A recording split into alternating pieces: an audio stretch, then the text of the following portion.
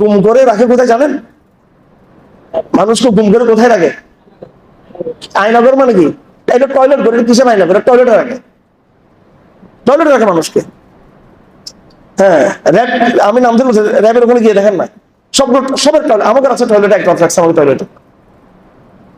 তা আমাকে একটু সম্মান করছে যে টয়লেটের ভিতরে না ঢুকে এই টয়লেটের যে দরজা ওখানে আমাকে শুইতে বলছে, একদম স্ট্রেট আমি টয়লেটের দরজায় শুয়েছিলাম রাত, মানে যেখানে টয়লেট ঢুকে আর কি, সব লোককে টয়লেটে রাখে, টয়লেটের ভিতরে।